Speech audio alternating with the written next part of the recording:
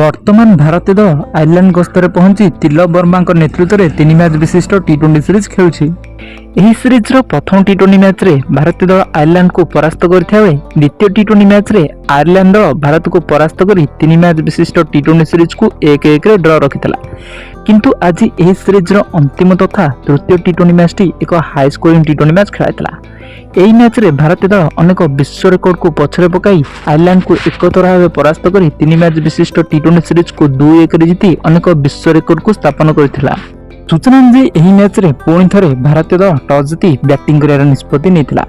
କିନ୍ତୁ ଇନିଂସର ପ୍ରଥମ ଓଭରରେ ପ୍ରିୟାଂଶ ଆରିଆ ମାତ୍ର 3 ରନ୍ କରି ଆଉଟ୍ ହୋଇଥିଲେ। ଏହାପରେ ବୈଭବ ସୂର୍ଯ୍ୟବଂଶୀ ମଇଦାନର ଚତୁଃପାର୍ଶ୍ୱରେ ଛକା ଚୌକାର ବର୍ଷା କରି ମାତ୍ର 34ଟି ବଲ୍ ଖେଳି 77 ରନ୍ର ଏକ ବିସ୍ଫୋରକ ଅର୍ଦ୍ଧଶତ ଇନିଂସ ଖେଳିଥିଲେ। ବୈଭବ ସୂର୍ଯ୍ୟବଂଶୀଙ୍କ ଏହି ବିସ୍ଫୋରକ ଇନିଂସ ବଳରେ ଭାରତୀୟ ଦଳ ପ୍ରଥମ ଇନିଂସରେ 235 ରନ୍ କରିବାକୁ ସକ୍ଷମ ହୋଇଥିଲା। ଏହାପରେ ଆୟର୍ଲାଣ୍ଡ ଟିମ୍ 236 ରନ୍କୁ ପିଛା କରିବାକୁ ମଇଦାନକୁ ଓହ୍ଲାଇଥିବା ବେଳେ ଭାରତୀୟ star fast bowler Arshdeep Singh ଏହି ମ୍ୟାଚ୍ରେ ଚମତ୍କାର ବୋଲିଂ କରିଥିଲେ ଏବଂ ଆୟର୍ଲାଣ୍ଡ ଦଳ ଏହି ମ୍ୟାଚ୍ରେ ମାତ୍ର 177 ରନ୍ କରି ଅଲ୍ ଆଉଟ୍ ହୋଇଥିଲା।